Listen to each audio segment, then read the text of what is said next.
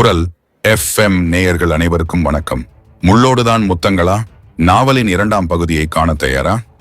முதல் பகுதியை காணாதவர்கள் டிஸ்கிரிப்ஷனில் இருக்கும் லிங்க் கிளிக் செய்து பாருங்கள். வாங்க கதைக்குள்ள போவோமா? தேவ், வேண்டாண்டா, அவ ஒரு பொண்ணுடா, அதையாவது மனசுல வச்சுக்கோ மச்சான், ப்ளீஸ். பாவம்டா மகா. மச்சான், நீ மட்டும் இப்போ போகலைனா நான் இவளை இப்போவே இந்த நொடியே கொன்றுவேன். அழுத்தமாக அவன் உரைத்திட இந்த வார்த்தையெல்லாம் மகாவை ஒன்றும் அதிர வைக்கவில்லை. ஆனால் நெரவ்தான் திகைத்து போனான். எல்லாம் இறைவன் கையில் என நினைத்து கொண்டவன் மகாவை இறைஞ்சும் விழிகளால் பார்த்துவிட்டு தேவை முறைத்து கொண்டே சென்றுவிட இதழை சுழித்து கொண்ட தேவ், வா பேபி டால், நாம் அப்பா அம்மா விளையாட்டு விளையாடலாம் என கூறி இழுத்து சென்றான். அவன் அறையை அடைந்ததும் காலால் உதைத்து திறந்தவன் மகாவை இழுத்து உள்ளே தள்ள சுதாரித்து கையை பாதுகாத்து கொண்டவள் அவனை திரும்பி பார்க்க தேவோ சட்டையை கழற்றி கொண்டே எள்ளலாக அவளை பார்த்து கொண்டிருந்தான். இந்த தமிழ் பொண்ணுங்களுக்கு எல்லாம் கல்யாணம் காட்சி ரொம்ப முக்கியமாமே. உண்மையா பேபி டால்? அவளை நெருங்கியபடி அவன் கேட்க எந்த பதிலும் உரைக்கவில்லை மகன்யா. உன்னதான கேட்கிறேன் சொல்லுடி. பல்லை அவன் கடிக்கவும் கண்கள் உயர்த்தி அவனை பார்த்தவள் மெதுவாக தலையை ஆட்ட, நீ எப்படி பேபி டால்? உனக்கும் தாலி, புருஷன், அவனோட கேர், லவ் இதெல்லாமே இம்பார்ட்டன்ட் தானா? தான் கேள்வி கேட்டும் எதுவும் பேசாமல் இருப்பவளின் முகவாயை பிடித்து அழுத்தியவன், நான் பேசுனா அதுக்கு ரெஸ்பான்ஸ் பண்ணணும் பேபி டால், இல்லனா இந்த ஃபேன் இருக்குல்ல. கையை மேலே காட்டியவன் மீண்டும் அவளை பார்த்து, தொங்க விட்டுருவேன் உன்ன, சொல்லு, நான் கேட்ட கேள்விக்கு பதில் சொல்லு, சொல்லுடி. முகவாயில் அழுத்தத்தை அவன் கூட்டவும் வலியில் முகம் சுணங்கியவள், ரூல் நம்பர் 1 என்றாள் வலியையும் தாண்டி. ரூல் நம்பர் 1 அது என்ன என புருவம் உயர்த்தியவன் சிறிது நேரம் யோசித்து, ஓ, என் கூட பேசக்கூடாதுன்னு சொல்லி இருக்கேன்ல, பரவாயில்ல, இதுக்கு ஆன்சர் பண்ணு. ஒன்னும் பண்ணிட மாட்டேன், பயப்படாம பண்ணு. உனக்கும் தாலி, புருஷன், அவனோட கேர், லவ் இதெல்லாமே இம்பார்ட்டன்ட் தானா? இத்தனை நாள் அப்படிதான் நினைச்சிட்டே இருந்தேன், இனிமே எப்படின்னு எனக்கு தெரியாது என கூறி அவனிடமிருந்து ஒரு அறையை பரிசாக வாங்கி கொண்டாள். கன்னத்தில் கை வைத்து கொண்டு தன்னை பார்ப்பவளை ஏளன பார்வை பார்த்தவனுக்கு என்ன தோன்றியதோ அவளின் இதழை வன்மையாக சிறைபிடித்தான்.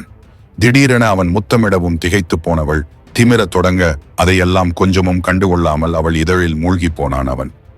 2 வருடமாக அவளை தேடி திரிந்தது இப்படி முத்தமிடத்தானோ என்னவோ. தேவ் என்று யாரோ கத்தினர்.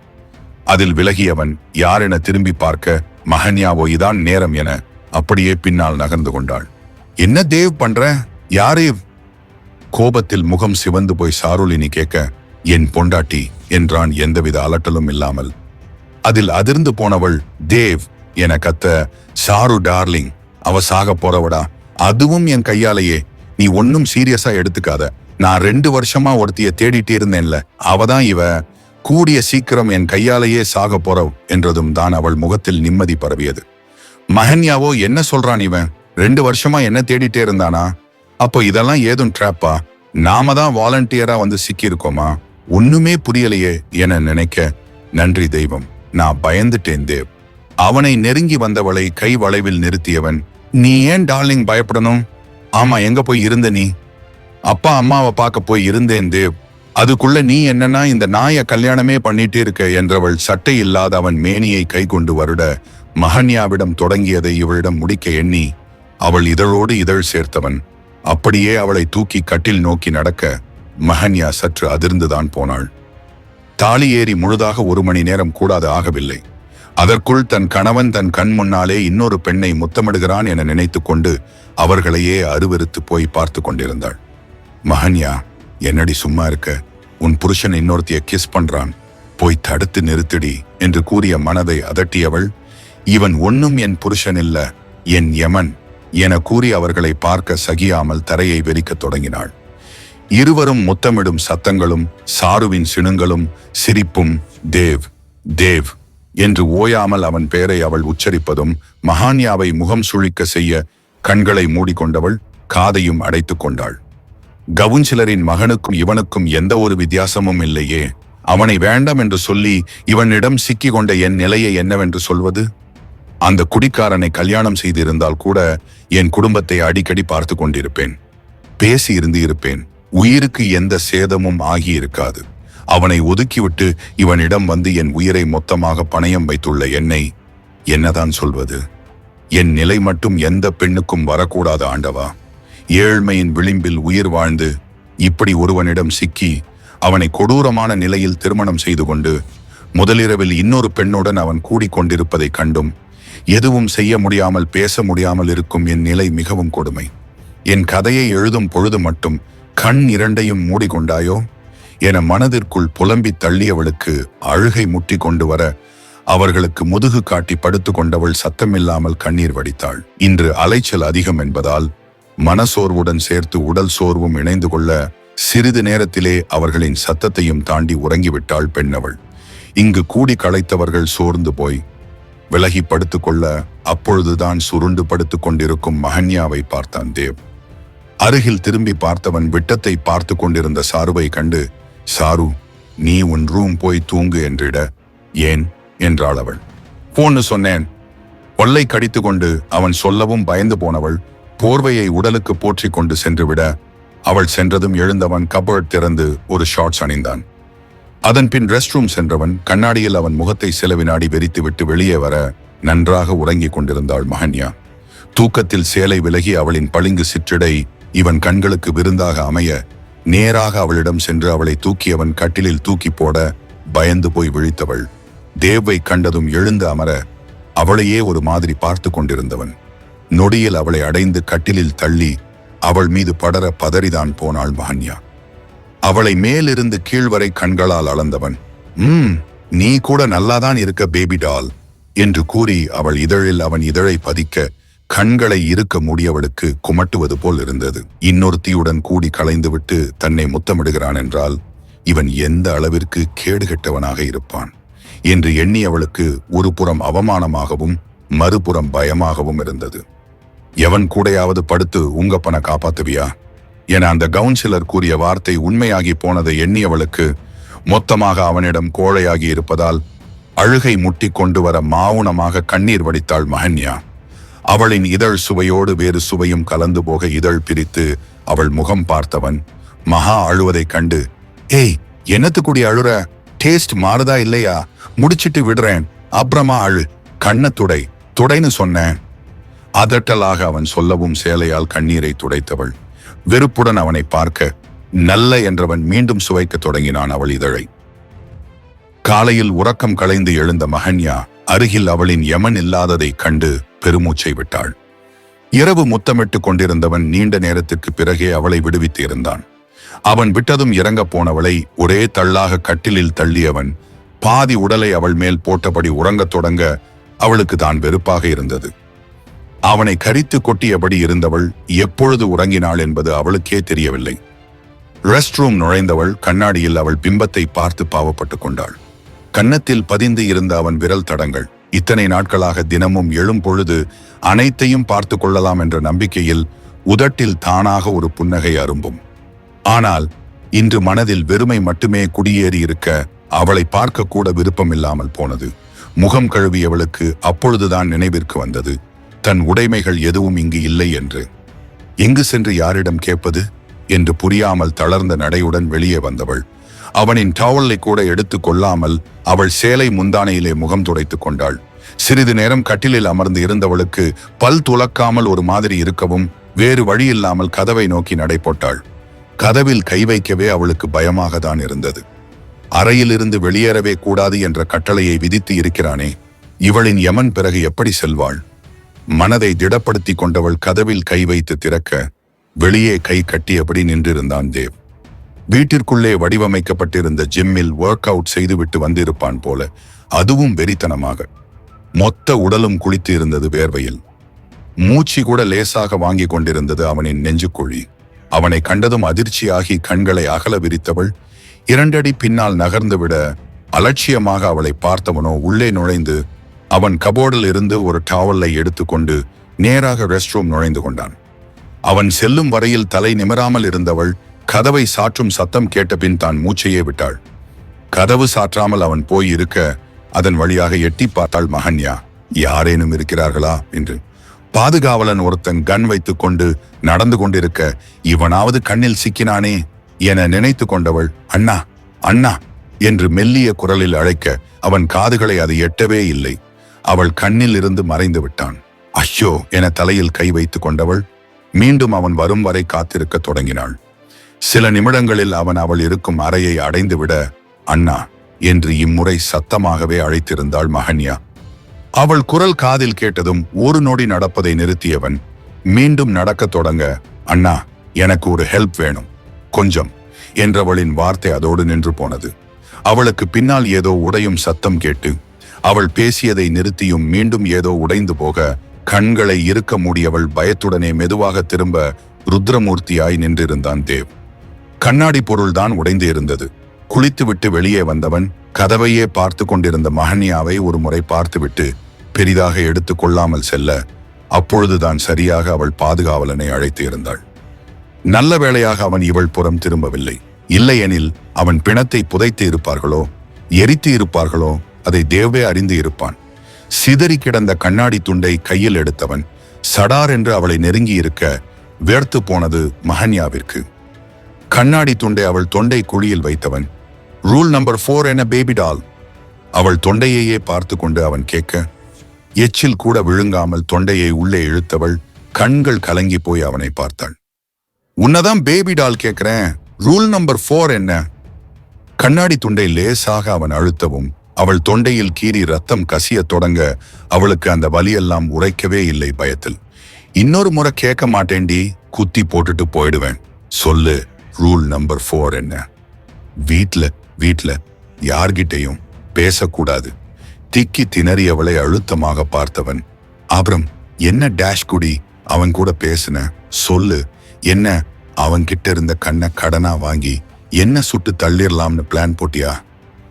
இல்ல, எனக்கு ப்ரஷ் என் திங்ஸ் எதுவும் இங்க இல்ல, அதான் அவங்க கிட்ட கேட்கலாம்னு. ஓ, பல்லு விளக்கணுமா என் பேபி டோல்க்கு? விளக்கிட்டா போச்சு என்றவன் கண்ணாடியை தூக்கி எறிந்து விட்டு அவள் முடியை கொத்தாக பிடித்தபடி ரெஸ்ட் ரூம் நோக்கி செல்ல வலியில் கண்களை இருக்க மூடினாள் மகன்யா. இந்த ஸ்லாப்பில் அமர வைக்க என்ன செய்வானோ என்ற அச்சத்தில் உடல் நடுங்க அவனையே பார்த்து கொண்டிருந்தாள். பேஸ்ட் எங்க மேன ஒரு முறை கேட்டவன் பேஸ்டை எடுத்து அவளிடம் நீட்ட புரியாமல் பார்த்தாள் மகன்யா. இந்தாடி பேஸ்ட் இருக்குல்ல, பிரஷ் பண்ணு. பிரஷ் வேணுமே பாவமாக அவள் சொல்லவும், ஓ அதுவும் வேணுமா என்றவன் புதிதாக ஒரு பிரஷ் பிரித்து அவளிடம் நீட்ட இதய துடிப்பு எகிர அதை வாங்கியவள் அவனையே பார்க்க பிரஷ் பண்ணு பேபி டால். கையை கட்டி கொண்டு சுவற்றில் அவன் சாய்ந்து கொள்ள இவளும் பிரஷ்ல விஷமா இல்ல பேஸ்ட்ல விஷமா என நினைத்து கொண்டு ஸ்லாபில் இருந்து இறங்கியவள் பல்லை விளக்க எதுவும் செய்யாமல் ஓரமாக நின்று பார்த்து கொண்டிருந்தான் தேவ். அவன் எதுவும் செய்யாமல் பார்த்து கொண்டிருப்பதே அவளுக்கு கொடுமையாக தான் இருந்தது. இதுவரை வாழ்க்கையில் இந்த அளவிற்கு அவள் பயந்ததே இல்லை. வேலை முடித்துவிட்டு நடுராத்திரியில் நடந்து வரும் பொழுது கூட பயம் இருக்கும் தான். ஆனால் இப்படி உயிரே உறைந்து போகும் அளவிற்கு எல்லாம் அவள் பயந்தது இல்லை. பல் துளக்கியதும் வாயை கழுவியவள் தயக்கமாக அவனை திரும்பி பார்க்க, என்ன பேபி டால், அவ்வளோதான், அதுக்குள்ள முடிச்சிட்ட. இந்த 2 செகண்ட் நீ பிரஷ் பண்ணதான் உன் உயிரை பணயம் வச்சு ரூல்ஸ் மீறி அவன் கிட்ட பேச போனியா? நீ முயற்சி எடுத்து வச்சதுக்கு நான் நியாயம் வாங்கி தரேன் baby doll. So do it once more என்றான் அவன். புரியாமல் அவள் பார்க்கவும், நான் ஸ்டாப் சொல்ற வரைக்கும் பிரஷ் பண்ணிட்டே இரு என்கவும் ஆப்பை புரிந்து கொண்டவள் சலிப்புடன் அவனை பார்க்க, பண்ணுடி என்றான் பல்லை கடித்து கொண்டு. அதில் பயந்து போனவள் மீண்டும் பல்லை துலக்க தொடங்க ஒன்ஸ் மோர் போய் கொண்டே இருந்தது. பேஸ்டின் மகிமையால் வாயே மறுத்து போய்விட தேய்த்து பல்லெல்லாம் வலிக்க தொடங்க அழுகையே வருவது போல் இருந்தது அவளுக்கு. அவனோ சலிக்காமல் பார்த்து கொண்டிருந்தான். 6வது முறையாக பல்லை துலக்கி முடித்து வாயை கழுவியவள் அவனை திரும்பி பார்க்க ஒன்ஸ் மோர் என்றவன் வெளியே சென்று விட்டான். அவன் செல்லவும் அப்படியே கீழே மடிந்து அமர்ந்தவள் பேஸ்டை பிரஷல் போட்டு சோர்வுடன் விளக்க ஆடை அணிந்து கொண்டு ரெஸ்ட் ரூமிற்குள் வந்தவன் என்று கத்தவுடனே பதற்றத்துடன் எழுந்து கொண்டவள் வேகமாக தேய்க்க மீண்டும் அதே பொசிஷனில் நின்று பார்க்க தொடங்கினான் அவன். உதடு எல்லாம் எரியத் தொடங்கவும் கண் கலங்கியவள் கண்ணாடி வழியே அவனை பார்க்க அவனின் கல் மனம் இறங்கவே இல்லை. பிரஷ் வேணும்னு கேட்டலடி, அப்புறம் என்னத்துக்கு என்னைய பாவமா பாக்குற? நீ கேட்டதை தானே நான் கொடுத்து இருக்கேன், சந்தோஷமா பண்ணு. நக்கலாக அவன் சொல்லவும், நான் இதையாடா கேட்டேன் என உள்ளுக்குள் நினைத்து கதறியவள் துப்பிவிட்டு வாயை கழுவ ஒன்ஸ் மோர் என்றான் விடா கொண்டன்.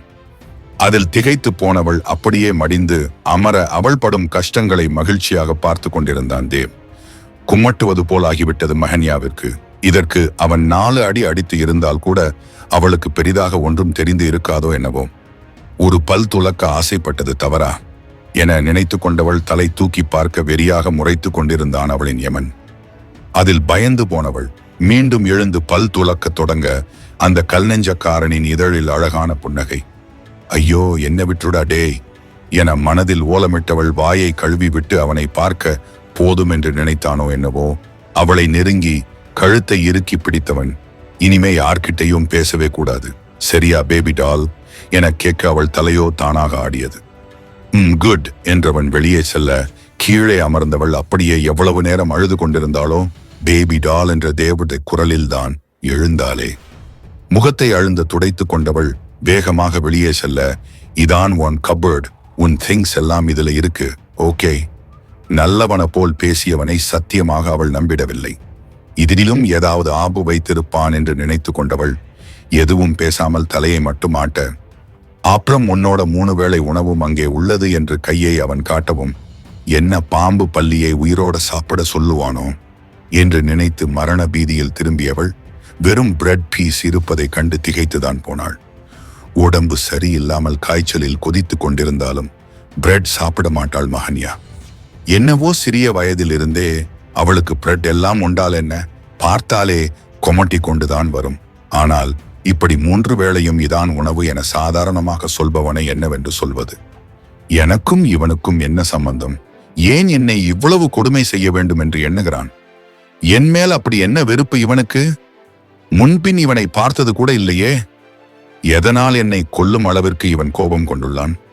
2 வருடங்களாய் தேடிக் கொண்டிருப்பதாக அந்த பெண்ணிடம் கூறினானே, ஏன் என்னை தேட வேண்டும் என்று அவள் யோசித்துக் கொண்டிருக்க, பேபி டோல், உனக்கு பிரெட் ரொம்ப பிடிக்குமாமே, நான் கேள்விப்பட்டேன்.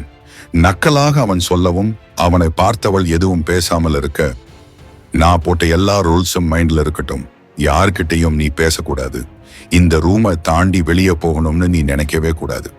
மீறி அப்படி நடந்துகிட்ட கொஞ்ச நேரத்துக்கு முன்னாடி நீ கதறினது ஞாபகம் இருக்குல்ல, உன்னை தாண்டி கேட்கிறேன், நான் பேசினா ரெஸ்பான்ஸ் பண்ணு என்றதும் மெதுவாக அவள் தலையை ஆட்ட, என்ன யோசித்தானோ அவளை நெருங்க அடி எடுத்து வைக்க மகாவோ சட்டென்று பின்னால் போனாள்.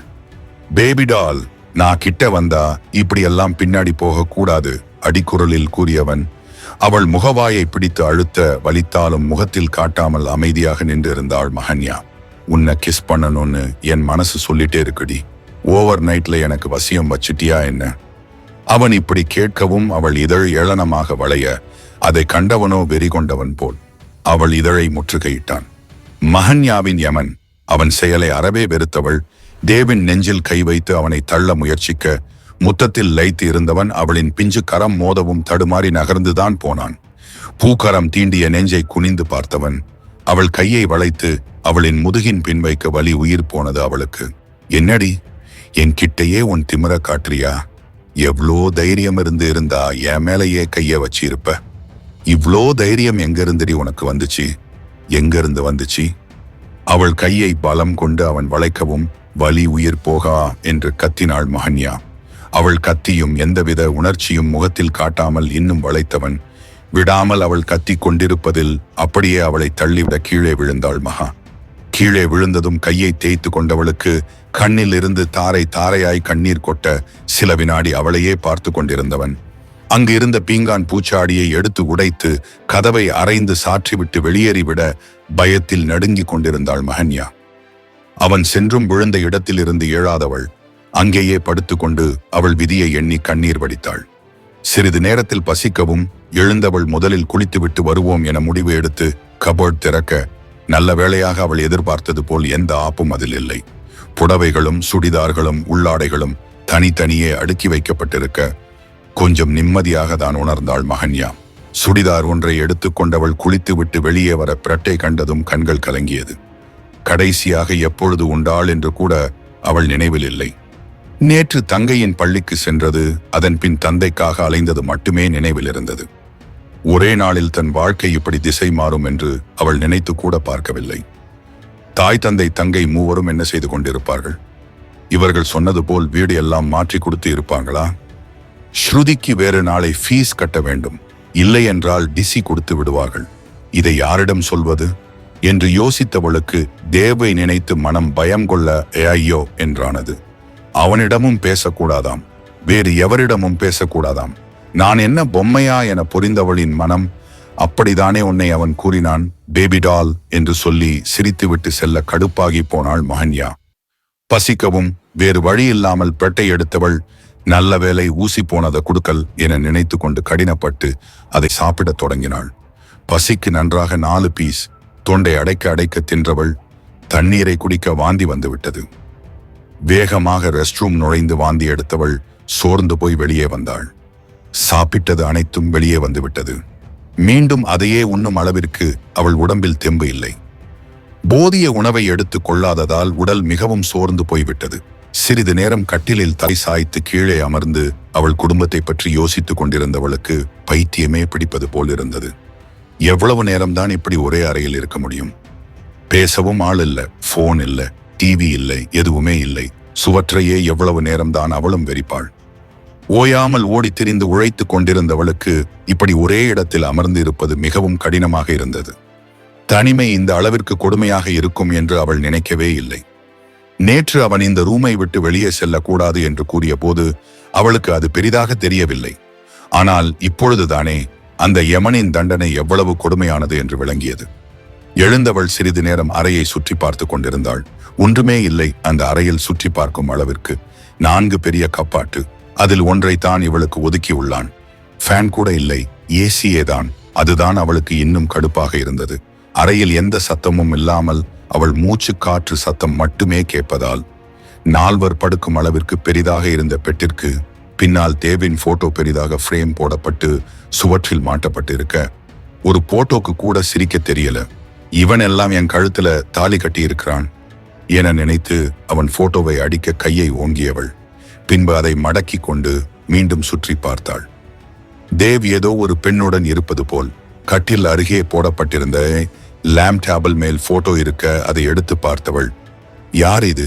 ஒருவேளை அவன் ஃபர்ஸ்ட் ஒய்ஃபா இருக்குமோ, இல்ல சிஸ்டரா, இல்ல ஃப்ரெண்டா, இல்லனா நமக்கு எதுக்கு மஹன்யா இதெல்லாம், ஓரமா வச்சிடும் என்று தனக்கு தானே கூறிக்கொண்டவள் அதை எடுத்த இடத்திலே பத்திரமாக வைத்துவிட்டு பெட்டில் அமர்ந்தவள் ஒரு முறை மொத்த ரூமையும் கண்களாலே அளந்தாள். அதன் பின் ஜன்னல் இருப்பதை கண்டு உற்சாகமானவள் வேகமாக எழுந்து அங்கே ஓடி திறக்க முயல அதை சுத்தமாக திறக்க முடியவில்லை. மொத்த ஆனந்தமும் வடிந்து போய்விட முகம் வாடிப்போய் தவுனி பெட்டில் அமர்ந்தவள் அப்படியே படுத்து சிறிது நேரம் உறங்கி போனாள். யாரோ கதவை தட்டும் சத்தம் எங்கோ கேட்பது போல் இருக்க கண்களை கடினப்பட்டு திறந்தவள் எழுந்து போய் கதவை திறக்க கசங்கிய முகத்துடன் நின்றிருந்தான் நிரவ். அவனை கண்டதும் என்ன செய்வது என்று தெரியாமல் முழித்தவள் தயக்கமாக அவனை பார்க்க, தேவ் சொன்னான்னு என் கூட பேச மாட்டியா மகா? வருத்தத்தோடு அவன் கேட்க இவளுக்கு தான் பயமாக இருந்தது. காலையில் அந்த பாடிகார்டு அழைத்ததற்கே கதறவிட்டான். இப்பொழுது அதுவும் நிரவ்விடம் பேசினால் நம் உடலில் உயிர் மட்டுமே இருக்கும், மற்றபடி புழிந்து விடுவான். எதற்கு வம்பு? நாம் பேசாமலே இருப்போம் என நினைத்து கொண்டவள் மௌனமாக அவனை பார்க்க விரக்தி சிரிப்பு அவனிடம். உன் அப்பா டிஸ்சார்ஜ் ஆகிட்டாரு மகா, அப்புறம் நல்ல வீடா பார்த்து அவங்கள ஷிஃப்ட் பண்ணிட்டோம்.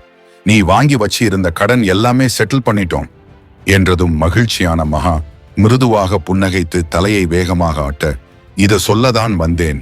அப்புறம் நேத்து நீ அவன் எப்படி கேட்பது என்று தெரியாமல் அவன் தடுமாற மகாவிற்கும் அவன் கேட்க வருவது புரியவே செய்தது. இந்த வீட்டில் தனக்கு என்று ஒரு ஆள் இருக்கிறார் என்றால் அது இவர் மட்டுமே என உணர்ந்தவளின் மனம் நொடியில் அவன் மேல் நேசம் கொண்டது. அவன் உன்னை எதுவும் பண்ணலதான்?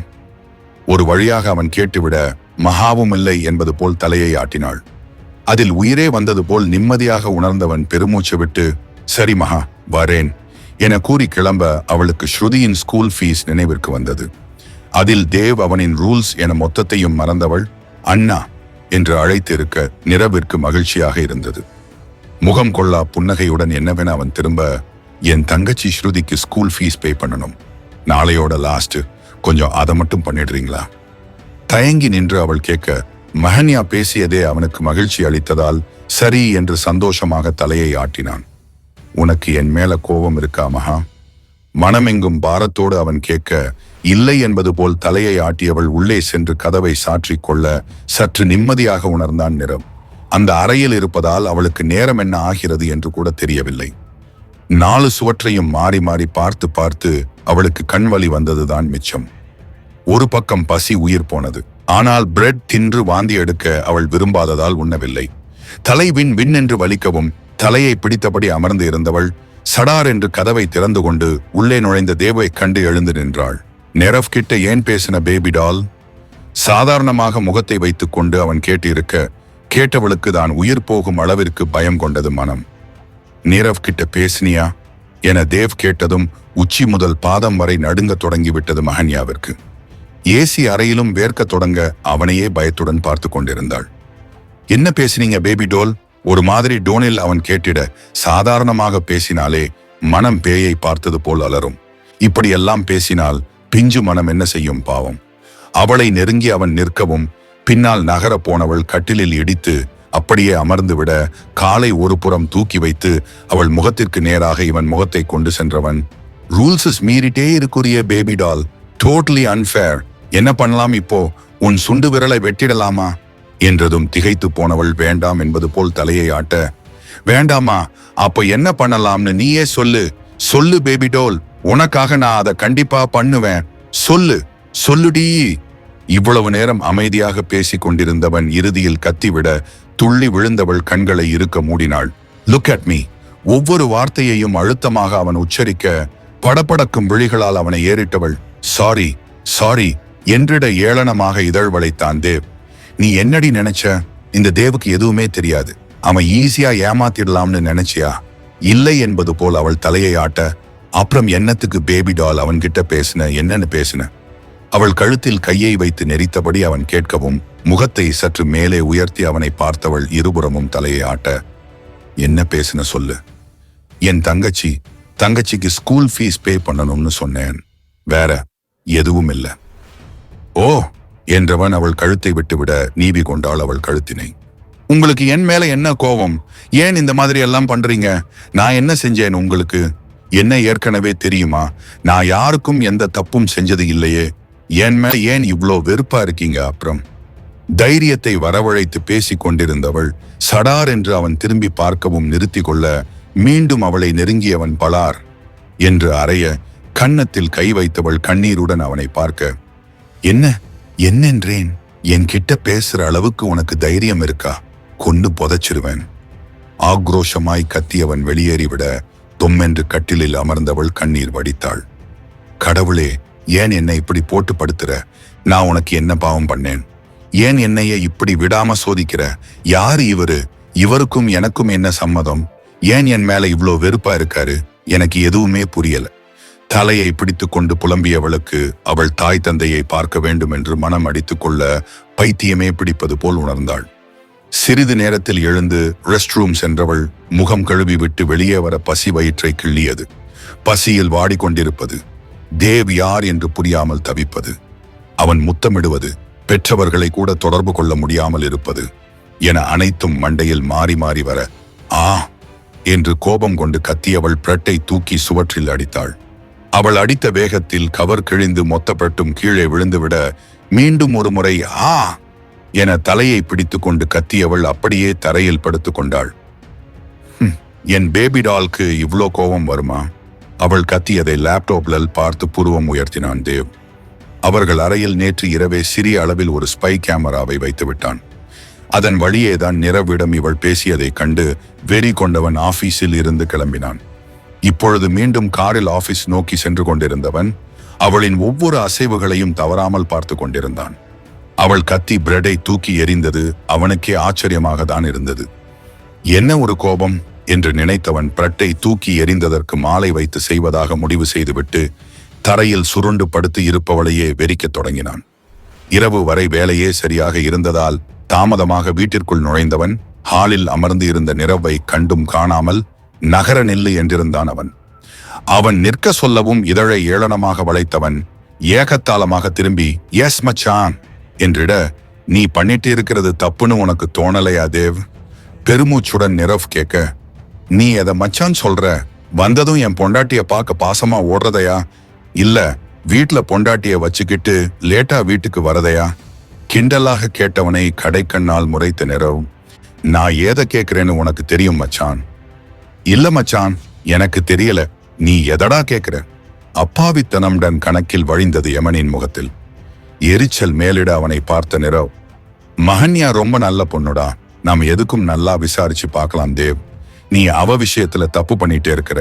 காலப்போக்கில் உண்மை தெரிய வரும்போது நீ ரொம்பவே ஃபீல் பண்ண வேண்டியதா இருக்கும் மச்சான். சோ நான் சொல்றத தயவு செஞ்சு கேளு ப்ளீஸ். என்னும் போதே ஸ்டாப் என்று கத்தி இருந்தான் தேவ். அவன் கத்தவும் பேசி கொண்டிருந்ததை நிறுத்தியவன் அவனை முறைத்து பார்க்க, I know what I am doing. இதுல நான் ரொம்ப சீரியஸா இருக்கேன். நீ சும்மா இதையே சொல்லி சொல்லி என்னை யமனா மாத்தாத. Just do your work. இல்ல தேவ், நான் உன் வேலையை பாருன்னு சொன்னேன். அழுத்தம் திருத்தமாக அவன் கூறிவிட, எல்லா விஷயத்திலையும் என் பேச்சை கேட்கிறவன் இந்த விஷயத்துல மட்டும் ஏன்டா இவ்வளவு பிடிவாதமா இருக்க? பாவம் தேவ். மகன்யா லைஃப்ல நிறைய கஷ்டப்பட்டுட்டா என்னும் போதே நிறுத்துமாறு கையை காட்டிய தேவ், ஷீ டிசர்வ்ஸ் திஸ் என்று விட்டு கிளம்பிவிட, செல்லும் அவனையே கவலையுடன் பார்த்த நிறவ், வருத்தப்பட போற மச்சான் என கூறி அவன் அறைக்குள் நுழைந்து கொண்டான். அறைக்குள் நுழைந்தவன் கண்டதோ அதே இடத்தில் படுத்து கொண்டிருந்த மஹன்யாவை தான். நான் இருக்கிற வரைக்கும் நீ நிம்மதியா இருக்கலாமா பேபி டால்? இருக்கதான் இந்த ஹர்ஷதேவ் விட்டுடுவானா என் நினைத்து எள்ளலாக சிரித்தவன் அங்கிருந்த தண்ணீரை எடுத்து அவள் மேல் ஊற்ற பயந்து போய் அடித்து பிடித்து எழுந்து அமர்ந்தாள் மஹன்யா. புருஷன் வருவான், அவனுக்காக காத்துட்டு இருக்கணும்னு தெரியாதா பேபி டால்? இப்படிதான் கேர்லெஸ்ஸா தூங்குவியா? வெரி அன்ஃபேர் என்றவன் அவள் தொடை மீது அவன் ஷூ காலை தூக்கி வைக்க கண்களை இருக்க மூடி திறந்தாள் அவள். சூட்டு களைய பண்ணு என்றதும் தலை தூக்கி அவனை அவள் பார்க்க, என்ன பார்க்கிற கழட்டுடி. பல்லை கடித்து கொண்டு அவன் சொல்லவும் தன் நிலையை எண்ணி கழிவிறக்கம் கொண்டவள் மனதில் அவனை வறுத்து எடுத்தபடியே கழற்ற அடுத்த காலை தூக்கி வைத்தான் திமிராக. பல்லை கடித்து கொண்டு அதையும் கழற்றி விட்டவள் தரையையே பார்த்து கொண்டிருக்க, சாக்ஸ் யாரு உங்கொப்பன் கழட்டி விடுவானா என்றதும் கீழுதட்டை பற்களால் கடித்து அவள் கோபத்தை கட்டுப்படுத்தியவள் எதுவும் பேசாமல் சாக்ஸை கழற்ற தேவின் பார்வையோ பற்களால் தண்டிக்கப்பட்டிருக்கும் அவள் இதழின் மேலே. நொடியில் அவளை தரையில் தள்ளியவன் மகாவின் மேல் விழுந்து இதழை முற்றுகையிட கண்கள் கலங்கத் தொடங்கியது அவளுக்கு. அவனோ அவள் இதழை அவனின் தடித்த இதழால் மென்று கொண்டிருக்க தடுக்க கூட முடியாத அவள் நிலையை எண்ணி அவமானமாக உணர்ந்தாள். சிறிது நேரத்தில் விலகியவன் அவள் கழுத்தில் முகம் புதைத்து இதழால் ஊர்வலம் நடத்த ஏற்றுக்கொள்ள முடியாமல் அவனை தள்ள பார்த்த மஹன்யாவிற்கு ஒரு அறையை வழங்கியவன் மீண்டும் கழுத்தில் முகம் புதைக்க என்று கத்தினாள் மஹன்யா. அதில் எரிச்சல் அடைந்து அவளின் வாயை தன் கையால் மூடியவன் கழுத்தில் விட்டதை தொடர மீண்டும் தள்ளினாள் அவனை. ஏய் என்று அவன் உருமமும் பயந்து போனவள் கண்கள் விரித்து அவனை பார்க்க, கொன்றுவேன் என்றவன் அவளின் இதழில் மீண்டும் இதழை பொறுத்த ஐயோ என்றானது மஹன்யாவிற்கு. இப்படி ஒரு நிலை வரும் என்று தெரிந்து இருந்தால் எப்பொழுதோ விஷம் குடித்து அவள் உயிரை மாய்த்து கொண்டிருப்பாள். இப்படி விருப்பமே இல்லாமல் ஒருவனின் தொடுகையில் படுத்து கிடப்பது நெருப்பில் படுத்து கொண்டிருப்பது போல் உடல் மொத்தமும் பற்றி எரிந்தது அவளுக்கு. சிறிது நேரத்தில் விலகியவன் எழுந்து ரெஸ்ட் ரூமிற்குள் நுழைந்து கொள்ள அருகில் இருந்த அவன் ஷூவை தூக்கி சுவற்றில் எறிந்தாள் கோபம் தாங்காமல். பின் இதற்கும் வதைப்பான் என்று உணர்ந்தவள் தரையில் ஊர்ந்து சென்று ஷூவை எடுத்து இருந்த இடத்திலே வைத்துவிட்டு உடை ஈரமாகிவிட்டதால் அவனை மனதிற்குள் கழுவி ஊற்றியபடி கப்போரடை திறந்து வேறு உடையை எடுக்க பின்னால் இருந்து அவள் இடையை வளைத்து பிடித்தான் தேவ். அவன் ஸ்பரிசம் திடீரென்று படவும் பயந்து போனவள் ஆ அம்மா என்று கத்திவிட அவள் தோளில் முகம் பதித்தவனோ, என்ன தவிர வேற யாரு பேபி டால் உன்னை டச் பண்ணுவாங்க, இப்படி கத்துற, அப்புறம் என்ன பயத்துல அம்மானு எல்லாம் அசிங்கமா கத்திட்டு இனிமே பயத்துல கூட தேவ்னு தான் கத்தனும் சரியா என்றதும் இல்லாத வார்த்தையெல்லாம் சொல்லி அவனை திட்டியவள் சரி என்பது போல் தலையை ஆட்ட அவளை விடுத்தவன் கபர்டில் இருந்து ஷார்ட்ஸை எடுத்து அணிந்து கொண்டான். அணிந்துவிட்டு டவலை கழற்றியவன் அதை கட்டிலில் வீச மஹன்யாவோ அவனை சிறிதும் கண்டுகொள்ளாமல் ரெஸ்ட் ரூமிற்குள் நுழைய போனாள். பேபி டால் எங்க போற? கட்டிலில் அமர்ந்து அவன் கேட்க அதில் கண்களை மூடி திறந்தவள் அவன் புறம் திரும்ப, எங்கடி போற என்றான் மீண்டும் புருவம் உயர்த்தி. ரெஸ்ட் ரூமை கை காட்டி அவள் திரும்ப, எதுக்கு என்றான் விடா கொண்டன். ரெஸ்ட் ரூம்க்கு என்ன கபடி விளையாடவா போவாங்க, யாரா இவன் என நினைத்து கொண்டு கடுப்புடன் அவனை திரும்பி பார்த்தவள் ஆடையை தூக்கி காட்ட, எதுக்குன்னு கேட்டேன் என்றான் மீண்டும். அதில் கண்களை மேலே சுழற்றியவள், சார், எனக்கு ஒரு டவுட் என்றிடு. என்ன என்றான் புருவம் உயர்த்தி. இல்ல, ரூல் நம்பர் 1 அப்படின்னு நீங்க ஒன்னு சொன்னீங்க, உங்க கூட பேசவே கூடாதுன்னு. ஆனா அதுக்கு அப்புறம் பேசுன்னு சொல்றீங்க. நான் என்னதான் பண்றது? ரூல்ஸ் போட்ட உங்க வார்த்தைய மதிக்கணுமா? இல்ல அதே ரூல்ஸ் மறந்துட்டு என்ன பேசுன்னு சொல்ற உங்களை மதிக்கணுமா என்றதும் மேலே பார்த்து யோசித்தவன், நீ என்ன வேணும்னாலும் பண்ணலாம் பேபி டால், ஆனா அது என்ன கோவப்படுத்தினா மட்டும்தான் நான் உன்னை பனிஷ் பண்ணுவேன். மத்தபடி நான் ரொம்பவே நல்லவன் தான். என்ன என்றவனை கொன்றால்தான் என்ன என்றே தோன்றியது அவளுக்கு. ட்ரெஸ் சேஞ்ச் பண்ண போறேன் காட்டமாக கூறி அவள் திரும்ப, இங்கேயே சேஞ்ச் பண்ணு என்றான் சாதாரணமாக. அதில் திகைத்து போனவள் புரியாமல் அவன் புறம் திரும்பி வாட் என்றிட, என்னடி, நான் உன் முன்னாடி தானே சேஞ்ச் பண்ணேன், நீயும் பண்ணு, நான் முடிவு பண்ணிட்டேன், நீ இங்கதான் பண்ணணும் என்றவனை உண்மையாகவே கொன்றும் விடும் நோக்கில் தான் பார்த்து வைத்தாள் மஹன்யா.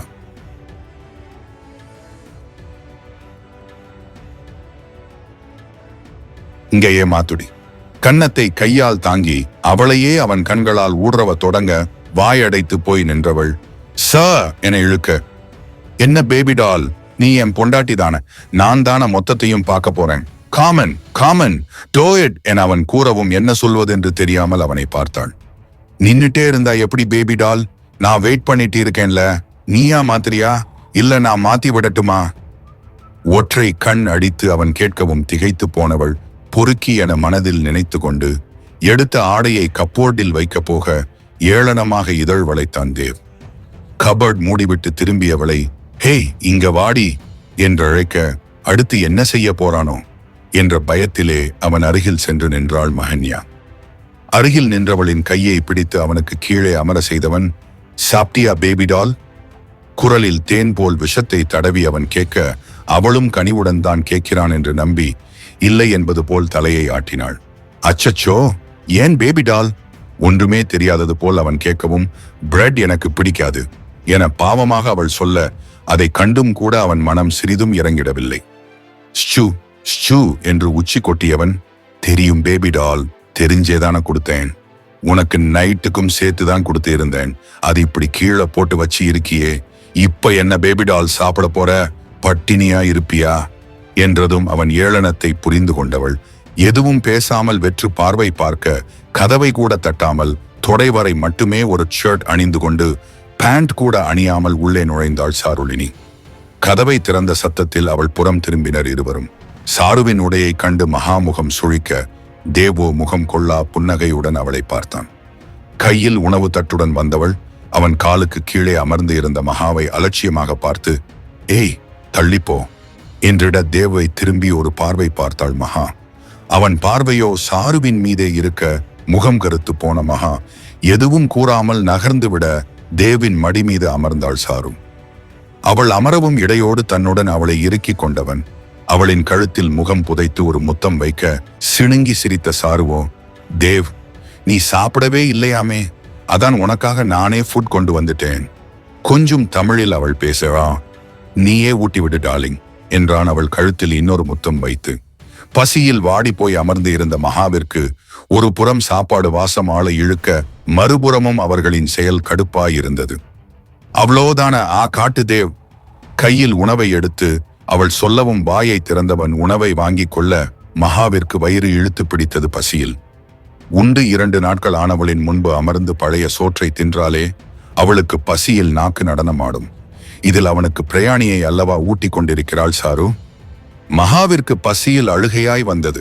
போதா குறைக்கு இவர்கள் வேறு முத்தச்சோறு உண்டு கொண்டிருக்க குமட்டி கொண்டு வந்தது மகாவிற்கு. இதே வாய வச்சுட்டு நம்மள வேற கிஸ் பண்ணுவான் யமன் என நினைத்து கொண்டவளுக்கு உண்மையாகவே வயிற்றை பிரட்ட எழுந்து ஓடினாள் ரெஸ்ட் ரூமை நோக்கி. உள்ளே சென்றவளுக்கு தொண்டை வலித்ததுதான் மிச்சம், ஒன்றும் வெளியே வரவில்லை. ஏதாவது இருந்தால்தானே வருவதற்கு. எடுக்க முயற்சித்து சோர்ந்து போனவள் தொண்டை வலி தாங்காமல் அப்படியே மடிந்து அமர்ந்து சுவற்றில் சாய்ந்து கொண்டாள். தாயின் மடி வேண்டும் என்று மனம் அடம் செய்ய என்ன செய்து கொண்டிருப்பார்கள்? உண்டு இருப்பார்களா? என்னை பற்றி யோசிப்பார்களா? ஸ்ருதிதான் பாவம். நான் இல்லாமல் எல்லாமே அவள் தலையில் விழுந்தது போல் இருக்கும் என்று எண்ணம் மொத்தமும் அவர்கள் புறம் திரும்பியது. அப்படியே அவர்களின் யோசனையில் நேரம் கடந்துவிட தூங்கலாம் என்ற எண்ணத்தில் கதவை திறந்தவள் கண்டதோ ஆடை இல்லாமல் இருவரும் கூடிக்கொண்டிருந்ததை தான். அதை கண்டு அதிர்ச்சி அடைந்தவள் கதவை சாற்றி வாந்தியே எடுத்து விட்டாள். நேற்று இரவு அவர்கள் கூடலின் சத்தத்தை மட்டுமே கேட்டாள். இன்றுதானே முழுதாக பார்க்கிறாள். மனம் சுத்தமாக ஏற்றுக்கொள்ளவில்லை. என்னதான் விருப்பமின்றி திருமணம் நடந்து இருந்தாலும் அவன் இவளுக்கு கணவன் தானே. இப்படி அவள் கண்முன்னே இன்னொரு பெண்ணுடன் இருந்தால் எப்படி இருக்கும்? தலையில் அடித்து கொண்டு அழுது கரைந்தாள் மகன்யா.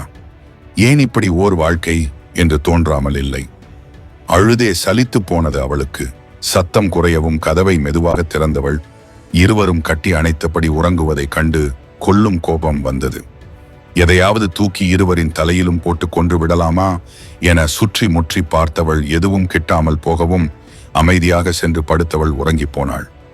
நீண்ட நேரத்துக்கு பிறகு ஏதோ ஒன்று தன்னை போட்டு அழுத்தவும் கண்களை திறந்தவள் முகத்திற்கு நேராக இருந்த தேவிடி முகத்தை கண்டு வெறுப்படைந்தாள். அவனை அடிக்க கையை ஓங்கியவள், எதற்கு வம்பு, தூங்கையிலும் கண்களை திறந்து வைத்திருந்தாலும் வைத்திருப்பான் என்று நினைத்து கையை மடக்கி கொண்டவள் அவனையே முறைக்க, இதோட 2 என்றான் கண்களை திறக்காமலே. அவன் பேசியதில் அதிர்ந்து போனவள் கண்கள் விரித்து அவனை பார்க்க, கண்களை திறந்தவனோ இதோட 2வது முறையில பேபி டால் என கேட்க, என்னது என்ன என்றாள் திக்கலாக. அதான் நீ என்ன அடிக்க வந்து கைய மடக்கிறது என்றதும் திகைத்து போனவள் தலையை குனிந்து கண்களை மூடிக்கொண்டாள். இவனுக்கு எப்படி தெரிஞ்சது என யோசித்தவளுக்கு இதுதான ஃபர்ஸ்ட் டைம். இதுக்கு முன்னாடி நான் எப்போ அடிச்சேன் என்ற கேள்வியும் வர, அதான் நேத்து போட்டோ பார்த்து அடிச்சியே என்றான் அவளை இன்னும் இறுக்கி கொண்டு. எப்போவும் ஒரே மாதிரி இருக்க மாட்டேன். நீற்ற கை இல்லாமலே போயிடும் பாக்குறியா? அணைப்பில் இருந்த இறுக்கம் முகத்திலும் வந்துவிட பயத்தில் வெடவெடத்து போனவள் பாவமாய் தலையை ஆட்டினாள், வேண்டாம் என்பது போல். தரையில எப்படி தூங்குற பேபிட்டால், எனக்கு உடம்பு எல்லாம் வலிக்குது. சோம்பல் முறித்தபடி அவன் சொல்லவும் கிடைத்தது நேரம் என அவனை விட்டு சற்று விலகி படுத்தவள், நேத்து அந்த அரைகுறை கூட ஹார்ட் ஒர்க் பண்ணதுக்கு வலிக்குண்டா டேய் என்று மனதில் நினைத்திட, ஒருபுறம் படுத்து கையால் தலையை தாங்கியவன், உன் மைண்ட் வாய்ஸ் கேக்குது என்றிட ஓடியே விட்டாள் மகன்யா. இருந்தால் கொன்று விடுவானோ என்று பயந்து. அவள் செல்லவும் படுத்து விட்டத்தை பார்த்தவன் புயலாக அடித்துக் கொண்டிருக்கும் மனதிற்கு பதில் அளித்துக் கொண்டிருந்தான். மறுநாள் மதியம், ஸ்ருதி, உனக்கும் உங்க அக்காக்கும் நாங்க கொடுத்த டைம் ஓவர், ஃபீஸ் இன்னும் பே பண்ணல, ஒரு 10 நிமிஷங்கள் காத்திருக்கும், டிசி கொடுத்துடுறேன். காட்டமாக பிரின்சிபால் கூறவும் என்ன செய்யறது என்று தெரியாமல் முழித்தவள், மேம் அப்பாக்கு ரொம்ப சீரியஸ் ஆயிடுச்சு மேம், அதான் அக்காவால அரேஞ்ச் பண்ண முடியல, ப்ளீஸ் மேம் கொஞ்சம் நேரம் கொடுங்க, கண்டிப்பா பே பண்ணிடுறேன். கண்கள் கலங்கி பேச முடியாமல் அவள் பேச, மா அதான் டைம் கொடுத்தேன்ல 2 நாள், இந்த 2 நாள்ல கிழிக்காததான், இனிமே கிழிக்க போறீங்களா? நான் டிசி கிழிச்சு கொடுக்குறேன், கிளம்பு. மேம் ப்ளீஸ் மேம் அப்படியெல்லாம் சொல்லாதீங்க, கண்டிப்பா பே பண்ணிடுவேன் மேம், என் லைஃப் ஸ்பாயில் ஆகிடும் மேம், கொஞ்சம் புரிஞ்சுக்கோங்க மேம். ஸ்ருதி, நான்சென்ஸ் மாதிரி பிஹேவ் பண்ணாத. ஒரு முறை சொன்னா உங்களுக்கு புரியவே புரியாதா? உனக்கும் உங்க அக்காக்கும் வேற வேலை இல்ல, இப்படி கெஞ்சிட்டே இருக்கீங்க. நேரம் கொடுத்தேன்ல, சொல்லு கொடுத்தேன்ல. ஆம் என கண்ணீருடன் அவள் தலையை ஆட்ட, அப்புறம் என்ன திரும்பவும் டைம் கொடுக்க சொல்ற? நேரம் எல்லாம் கொடுக்க முடியாது, வெளியே போ, நான் டிசி ஃபில் பண்ணிட்டு கூப்பிடுறேன். Ma'am please ma'am. Get out, அப்புறம் பிளாக் மார்க் போட்டு கொடுத்துருவேன், காலம் முழுக்க ஸ்கூல் படிக்கவே முடியாம போயிடும் முன்னால, போ வெளியே போ. குரலை உயர்த்தி அவர் கத்தவும் விக்கித்து போனவள் அமைதியாக வெளியே சென்று விட்டாள். மகா எங்கு இருக்கிறாள்? அவளை எப்படி தொடர்பு கொள்வது என்றும் அவளுக்கு புரியவில்லை. அவ்வளவுதானா, எல்லாம் முடிந்ததா என்று யோசித்தவளுக்கு அழுகையாக வந்தது. அக்கா எங்கக்கா இருக்க, வாக்கா, எனக்கு என்ன செய்யறதுன்னு தெரியல, வாக்கா, பயமா இருக்குக்கா என மனதில் நினைத்து கொண்டவள் ஐடி கார்டு பிடித்து கொண்டு அழ, ஸ்ருதி என்ற குரல் காதில் கேட்டது. யாரேன அவள் நிமிர்ந்து பார்க்க வேறு யாரு, நிரவ் தான் நின்றிருந்தான். என்னாச்சு, ஏன் அழறீங்க? மகாவை அப்படியே உரித்து வைத்திருந்தாள் ஸ்ருதி. என்ன அவளை விட கொஞ்சம் நிறம் கம்மி, உயரமும் கம்மி. பிரின்சிபல் அறையை நோக்கி அவள் கையை காட்ட, அவள் கை காட்டிய திசையில் திரும்பி பார்த்தவன், ஃபீஸ் பே பண்ணலன்னு திட்டுனாங்களா? கனிவுடன் கேட்டவனை தலை தூக்கி பார்த்தவள் மேலும் கீழும் தலையை ஆட்டி இன்னும் அழ, ஓகே ஸ்ருதி ரிலாக்ஸ், நான் தான் வந்துட்டேன்ல, ஸ்டாப் கிரைங் என்றவனை வித்தியாசமாக பார்த்து வைத்தாள் ஸ்ருதி. கம் வித் மீ என்றவனை எதுவும் சொல்லாமல் அவள் பார்த்து கொண்டிருக்க, பயப்படாம வாங்க, நான் பாத்துக்கிறேன். பதில் அளிக்காமல் அவள் இருக்கவும் பயப்படுகிறாள் என்று அவன் நினைத்து கொள்ள இதற்கும் எந்த பதிலும் இல்லை அவளிடம். கம் ஸ்ருதி. அவள் சிறிய கையை இவனின் பெரிய கையால் பிடித்து கொள்ள கையை பார்த்துவிட்டு அவனை பார்த்தவளுக்கு என்னமோ எல்லா கஷ்டமும் நீங்கிய உணர்வு. எக்ஸ்கியூஸ் மீ என்றவனின் குரலில் எஸ் என்ற பிரின்சிபால் யார் என தலை தூக்கி பார்த்தார். நேராக உள்ளே வந்தவன் சேரில் அமர்ந்து கொள்ள ஸ்ருதியோ தலை நிமிராமல் நின்றிருந்தாள். சேரில் அமர்ந்தும் அவளின் கையை விட்டு இருக்கவில்லை அவன். விடவும் தோணவில்லை அவனுக்கு. இந்த ஸ்கூல்ல படிப்புக்கு எல்லாம் எந்த மதிப்பும் இல்லையா? காசுக்கு மட்டும்தானா? நிரவ் கேட்கவும் அலட்சியமாக கண்களை சுழற்றியவர், ஹலோ, சும்மா இந்த மாதிரி புரட்சி எல்லாம் இங்க பேசாதீங்க. இது பிரைவேட் பள்ளி. இங்க ஃபீஸ் பே பண்ணாதான் படிக்க முடியும். நான் என் வேலையை தான் பார்த்தேன். ஃபீஸ் அவ பே பண்ணியிருந்தா நான் ஏன் அவளுக்கு டிசி கொடுக்க போறேன்? ஓகே, இதான் உங்க வேலையில. இப்போ நீங்க இவ ட்ரீட் பண்ணீங்களே ரொம்ப கீழ்த்தரமா. அது அவ எவ்வளோ ஹர்ட் பண்ணி இருக்கும்னு உங்களுக்கு தெரியுமா? அவளை பற்றி நான் கவலை கொள்ளவில்லை, மீண்டும் அலட்சியமாக கூறினார். ஓ ஓகே ஓகே ஸ்ருதி, இப்படி வாங்க, இங்க உட்காருங்க. அவன் அருகில் இருந்த சேரில் அமர வைத்தவன், லாஸ்டா கேக்குறேன், நீங்க ஸ்ருதியை ட்ரீட் பண்ண விதம் தப்பா இல்லையா? இல்ல பட்டென்று உரைத்து இருந்தார். என்ன உனக்கு பிரச்சனை இப்போ? யார் நீ? அவ பாய் ஃப்ரெண்டா? உஷ், தேவையில்லாம எல்லாம் என்கிட்ட பேசக்கூடாது, அப்புறம் வேற மாதிரி ஆகிடும். கார்போரண்ட் யாரு?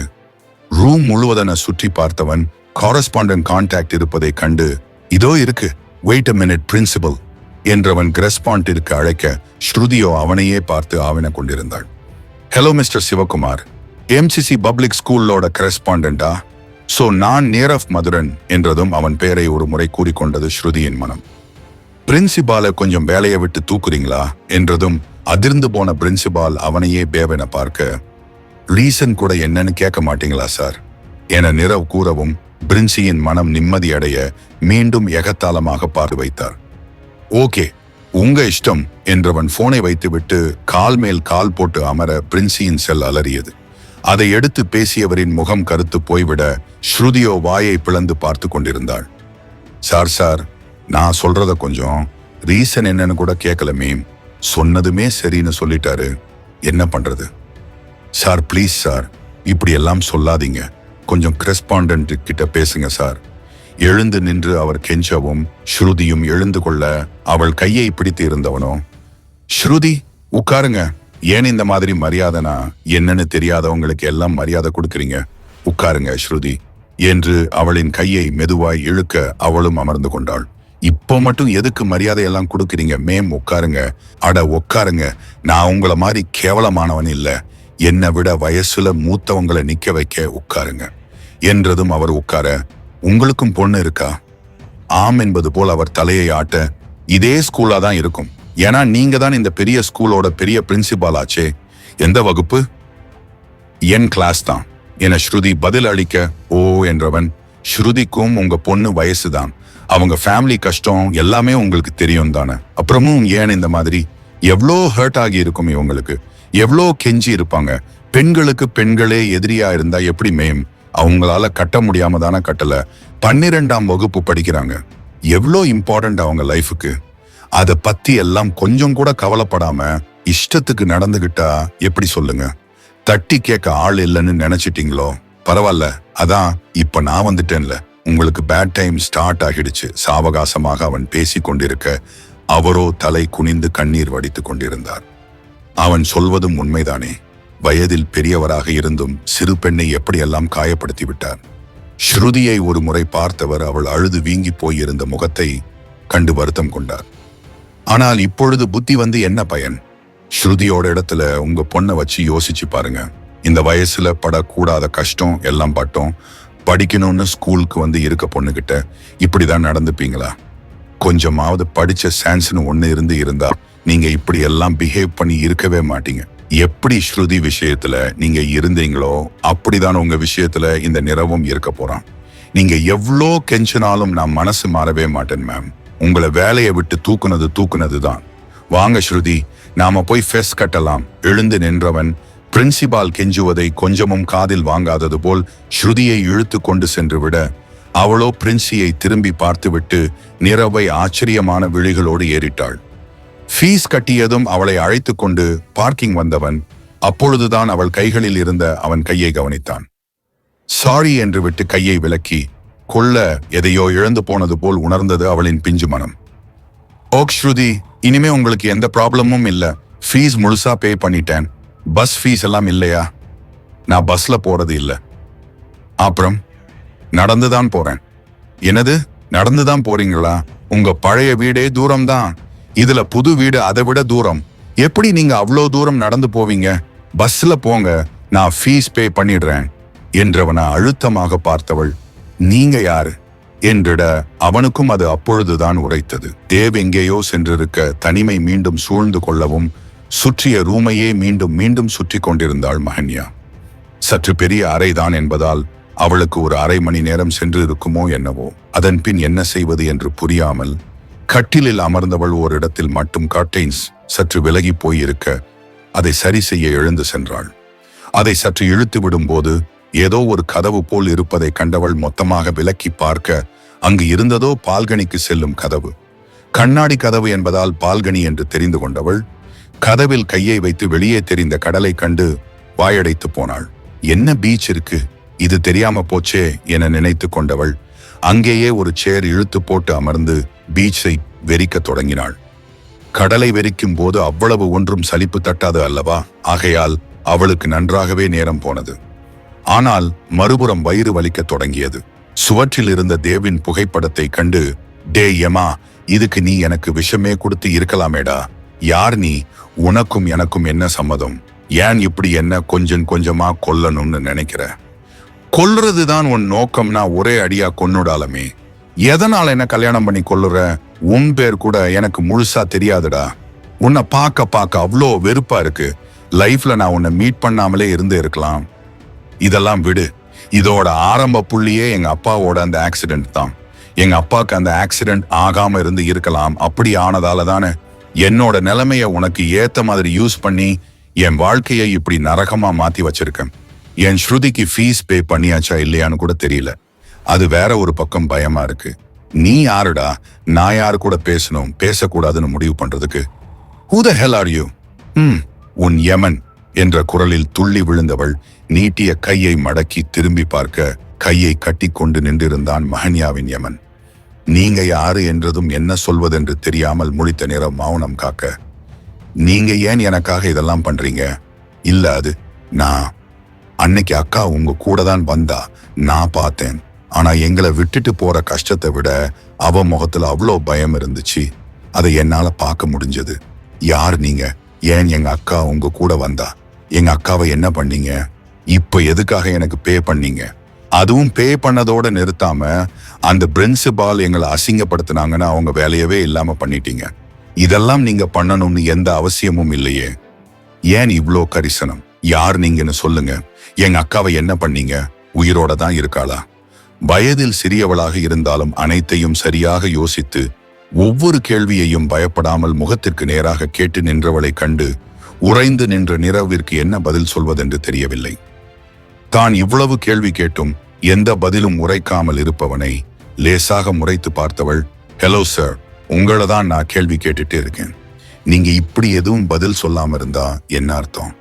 நீங்க இப்படி அமைதியா இருக்கிறதா பார்த்தா எனக்கு ரொம்ப பயமா இருக்கு. எங்க அக்கா இருக்காதானா? நல்லா இருக்காதானா?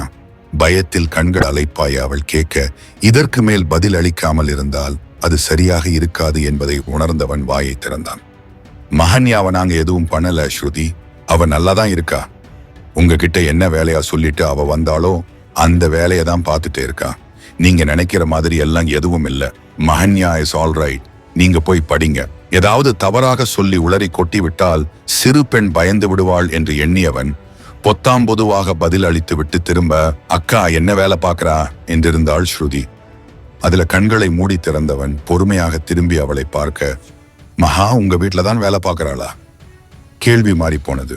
கேப் விடாம அடிக்கிறாளே.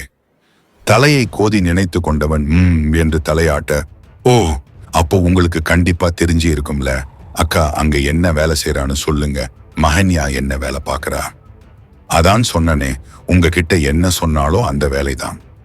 அதான் என்னதுன்னு கேட்கிறேன் என்றவளை கண்டவனுக்கு சற்று கோபம் வரதான் செய்தது.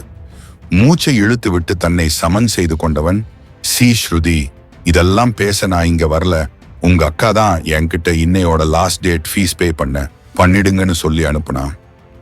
அவ சொன்னதை நானும் பண்ணிட்டேன். பீஸ் தான் கட்டியாச்சுல, போய் படிக்கிற வேலையை மட்டும் பாருங்க போங்க. சற்று அழுத்தத்துடன் காட்டமாக அவன் மொழிந்திட கண்கள் கலங்கி போனது ஸ்ருதிக்கு. அன்று மகா அழுது கொண்டே வெளியே ஓடிவிடவும், அவளை அப்படி காண முடியாத ஸ்ருதி ஆறுதல் வார்த்தை சொல்லி அனுப்பலாம் என்ற எண்ணத்தில் தாயிடம் சொல்லிக் கொண்டு வெளியே வர, அதற்குள் காரை அடைந்திருந்த மெஹன்யா நிரவிடம் நின்றிருக்க அவனும் கார் கதவை திறந்து விட்டான். சமைக்க செல்வதற்கு ஏன் இவ்வளவு ஏற்பாடுகள்? யார் இந்த ஆள் என்று யோசித்த ஸ்ருதிக்கு நிரவின் முகம் நன்றாகவே மனதில் பதிந்து போனது. அழுகையுடன் வண்டியில் ஏறிய மஹன்யாவின் முகத்தை பார்த்த ஸ்ருதிக்கு அவள் கூறிய காரணம் பொய் என்றே தோன்ற மனம் பயம் கொண்டது.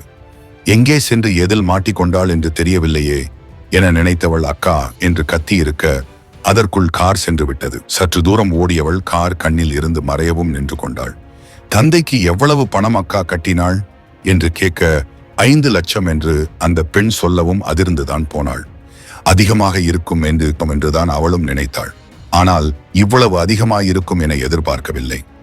1-2 லட்சம் என நினைத்து கொண்டிருந்தவளுக்கு 5 லட்சம் பெரும் அதிர்ச்சியை அளிக்க, கண்டிப்பாக அக்கா ஏதோ ஒரு வலையில் சென்று விழுந்து இருக்கிறாள் என்று உணர்ந்து கொண்டவளுக்கு அழுகை முட்டி கொண்டு வந்தது. அப்படி அவள் என்ன பாவம் செய்து விட்டாள் என்று மாறி மாறி இந்த கடவுள் அவளுக்கு கஷ்டத்தை மட்டுமே வழங்கி கொண்டிருக்கிறார் என்று எண்ணி அழுதவள் சிறிது நேரத்தில் தன்னை கட்டுப்படுத்தி கொண்டு செல்வி தனியாயிருப்பார் என்று நினைத்து உள்ளே சென்றாள். அவளை கண்டதும் என்னவென கேட்ட தாயிடம் என்னவென்று கூறுவாள்? அக்கா கூறியது அனைத்தும் பொய். அவள் ஏதோ ஆபத்தில் விழுந்து இருக்கிறாள். என்ன ஏது என்று தெரியவில்லை என்றா சொல்ல முடியும்? கேட்டால் அந்த தாய் உள்ளம் தாங்குமா? அதனால் மொத்தத்தையும் அவளுக்குள்ளே புதைத்து கொண்டவள் எதுவும் சொல்லவில்லை. 2 நாட்களாக அவளை பற்றி எண்ணி எண்ணி தூங்க கூட இல்லை ஸ்ருதி. இப்பொழுது அனைத்திற்கும் காரணமானவன் கண் முன்னே நிற்கும் போது அவளுக்கு ஏனோ அவன் மீது கோபம் வராமல் மனம் அமைதி கொண்டதுதான் விந்தை. அவனிடம் கேட்டால் பதில் கிடைக்கும் என்று எண்ணியவளுக்கு அவனின் கோபம் கொண்ட முகம் ஏமாற்றத்தை அளிக்க மஹன்யாவை நினைத்து அழுகை வந்துவிட்டது. சார், ப்ளீஸ் சார், எனக்கு எங்க அக்காவை நினைச்சு ரொம்ப பயமா இருக்கு. நான் அவ போயிட்டு அப்புறம் எவ்வளோ கட்டணும்னு கேட்டேன். 5 லட்சம்னு சொன்னாங்க. அவ்வளோ எல்லாம் அவளால அரேஞ்ச் பண்ணி இருக்க முடியாது. உங்களை எல்லாம் பார்த்தா பெரிய இடம் மாதிரி இருக்கு. எங்க அக்காவை என்ன பண்ணீங்க? அவன் நல்லாதானே இருக்கா? கண்ணீர் கன்னத்தில் வழிய கேட்டவளை கண்டவனுக்கு மனம் பாரமாகிவிட தேவ எண்ணி ஆத்திரம் அடைந்தான். ஸ்ருதி, ப்ளீஸ் அழாதீங்க. மகா நல்லாதான் இருக்காங்க. என்னால இப்போ எதுவும் சொல்ல முடியாது. நீங்க பயப்படாம படிங்க, படிக்கிற வேலையை மட்டும் பாருங்க என்றதும் அழுகையோடு இருபுறமும் தலையை ஆட்டியவள், எனக்கு எங்க அக்காவை பார்க்கணும் என்றிட சுற்றி ஒரு முறை பார்த்தவன் அவளை நோக்கி ஒரு அடி நெருங்கி, ஸ்ருதி ப்ளீஸ் டோன்ட் க்ரை என்றான் மென்மையிலும் மென்மையாய். அவன் குரலில் இருந்த கனிவு அவளை நிதானம் கொள்ள செய்ய கண்களை துடைத்து கொண்டவள், எங்க அக்கா ரொம்பவே கஷ்டப்பட்டுட்டா சார். அவ அங்க நல்லா இருப்பான்னு நான் நம்புறேன். என்னமோ உங்களை பார்த்தா எனக்கு கெட்டவர் மாதிரி தெரியல. நீங்க இருக்கிற வரைக்கும் எங்க அக்காக்கு எதுவும் ஆகாதுன்னு நான் நம்புறேன். ஆனா ப்ளீஸ் அவ கஷ்டப்பட விட்டுடாதீங்க. படிக்க வேண்டிய வயசுல குடும்பத்துக்காக ரொம்ப பட்டுட்டா. ஐ ட்ரஸ்ட் யூ என்றவள் தளர்ந்த நடையுடன் திரும்பி நடக்கத் தொடங்க செல்லும் அவளையே குற்ற உணர்வுடன் பார்த்து கொண்டிருந்தான் நிரவ். ஸ்ருதி மறைந்ததும் தேவ் என பல்லை கடித்து கொண்டவன் காரில் ஏறி கிளம்பினான். அவனை தேடி, என்ன வாய் ரொம்ப நீளுது என்றவனை கண்டு எச்சில் விழுங்கியவள் தலை குனிந்து கொள்ள, பயமே இல்ல போல இருக்கே, என்னைய பார்த்தா பயப்படுற மாதிரி ஏதாவது பண்ணிட வேண்டியதுதான். என்ன பண்ணலாம்? கட்டிலில் அமர்ந்து அவன் யோசிக்க தொடங்க மகாவிற்கு பயத்தில் அடிவயிறு கலங்கியது. சோறு போடாம இருந்தும் உனக்கு இவ்ளோ திமிர்ல, அப்ப இப்படி பண்ணலாமா? உங்க அப்பா எதுக்கு இருந்துட்டு இல்லாம ஆக்கிடவா என்றதும் அதிர்ந்து போனவள் தலை தூக்கி அவனை பார்க்க திமிராக புருவம் உயர்த்தினான் தேவ். பண்ணட்டுமா? ஏகத்தாளமாக அவன் கேட்க வேண்டாம் என்று தலையை ஆட்டியவள், நான் பண்ண தப்புக்கு என்னைய என்ன வேணும்னாலும் செய்யுங்க, ஏன் அப்பா வரைக்கும் போறீங்க? உள்ளே சென்ற குரலில் அவள் கேட்கவும் நக்கல் சிரிப்பு சிரித்தான் தேவ். அப்பன் மேல அவ்வளோ பாசமோ? சரி, உன்னை என்ன பண்ணலாம் என யோசித்தவன், எனக்கு உன்னை பனிஷ் பண்றது இல்ல, உடன்பாடு இல்ல பேபிடால், கொஞ்சம் போரிங்கா இருக்கு. அங்க ஏதாவது பண்ணி அதை கேட்டு இங்க நீ துடிச்சாதானே அதை பார்க்க எனக்கு நல்லா இருக்கும். என்ன சொல்ற பேபி டோல்? வேண்டாம் ப்ளீஸ், நான் தானே பேசினேன். என்ன பனிஷ் பண்ணிக்கோங்க ப்ளீஸ். என் ஃபேமிலி எதுவும் பண்ணாதீங்க. கை கூப்பியவளுக்கு கண்கள் கலங்கிட, ஓகே பேபி டால், நீ இவ்ளோ சொல்றன்னு உங்க அப்பனை விட்டுடுறேன். உனக்கு அம்மா இருக்காங்களே, அவங்கள வேணும்னா ஏதாவது செய்யட்டுமா? இந்த போற வழியில லாரிய விட்டு அவங்க மேல் என்னும் போதே காதை இருக்க மூடியவள் வேண்டாம் வேண்டாம் என்று கத்திட அவளை அப்படி காணவே அவனுக்கு ஆனந்தமாக இருந்தது. இதழ் வளைத்து சிரித்தவன், அப்ப என்ன பண்ணலாம்னு நீயே சொல்லு பேபி டால். வேணும்னா உன் ஒரு கையை வெட்டிடட்டுமா? இல்லனா ஒரு காலை, 2 காலை வேண்டாமா? அப்ப பேசின உன் நாக்க வெட்டிரட்டா? சொல்லு பேபி டோல், நான் தான் உனக்கு சாஸ் தரேன்ல. சாவகாசமாக அவன் கூறவும் மடிந்து அமர்ந்தவள், ஏன் இப்படி என்ன சித்திரவதை பண்ற? உனக்கும் எனக்கும் என்ன சம்மதம்? யார் நீ? என்ன எதனால இந்த மாதிரி நடத்துற? யார் நீ? சொல்லு சொல்லு. ஆக்ரோஷமாக அவள் கத்தவும் எழுந்து அவளிடம் சென்றவன் மகாவின் முடியை கொத்தாக பிடித்து எழுப்பி நிறுத்த பயத்துடனே அவனை பார்த்தாள் மகா. என்னடி, ஏன் நீ என்ன பண்ணணும் உனக்கு தெரியாதா? அவ்வளோ பாவமா செஞ்சிருக்க.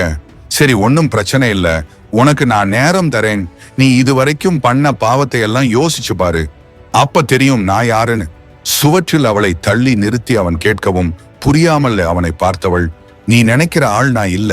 நான் இதுவரைக்கும் யாருக்கும் எந்த பாவமும் பண்ணது இல்ல, நினைச்சது கூட இல்ல என்னும் போதே அவள் கன்னத்தில் அறைந்தவன் கழுத்தை இருக்க தொடங்க அவனை எவ்வளவு தள்ள முயற்சித்தும் இம்மி அளவும் தேவ் நகர்ந்திடவில்லை. என்னடி, என்ன? என் கிட்டெல்லாம் நீ பேசவே கூடாதுன்னு சொல்லி இருக்கேனா இல்லையா? அப்புறம் என்ன அவ்வளோ தைரியமோ? கழுத்தை நெருக்கியபடி அவன் பேச கண்கள் மேலே சொருகியது மகாவிற்கு. அவளை கொல்லும் முடிவில் இருந்தானோ என்னவோ.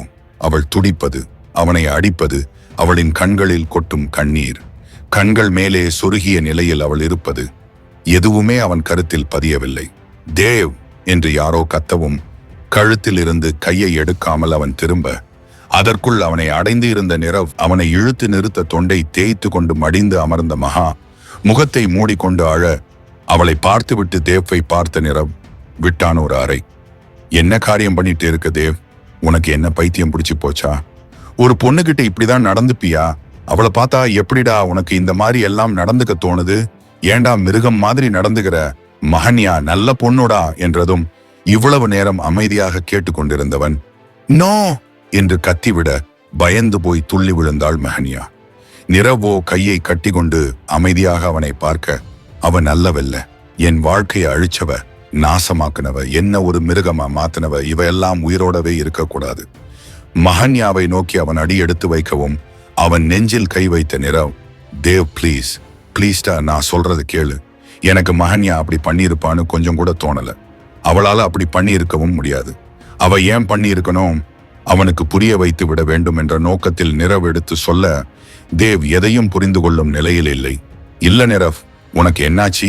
நம்ம இவதானடா 2 வருஷமா தேடி நாய் மாதிரி அலைஞ்சிட்டு இருந்தோம். அவ கிடைச்சதுக்கு அப்புறம் ஏன் நீ இந்த மாதிரியே பேசிட்டு இருக்க? எனக்கு அவளை பார்க்கும்போது வர கோவத்தை விட அவ இல்லைன்னு திரும்ப திரும்ப நீ சொல்றத பார்க்கும் போதுதான் அதிகமா கோவம் வருது. இவ தாண்டாங்க இருந்து இருக்கா, அந்த வழியில போனது இவ தான். உன் கண்ணால தானே நீயும் பார்த்த. அந்த 2 வீலர் காரன் செல்வம் கூட இவள தானே அடையாளம் காட்டினான். அப்புறமும் ஏண்டா நிரவ் நீ சொன்னதையே திரும்ப திரும்ப சொல்லிட்டு இருக்க? கண்ணாபின்னாவென்று தேவ் கத்தி கொண்டிருக்க அவனுக்கு எப்படி சொல்லி புரிய வைப்பது என்றே புரியாமல் தலையை ஆழ்ந்த கோதினான் நிரவ். நிரவ் அண்ணா என்ற குரலில் திரும்பியவன் அலங்கோலமாய் காட்சியளித்த மகன்யாவை கண்டு நொந்து கொண்டான்.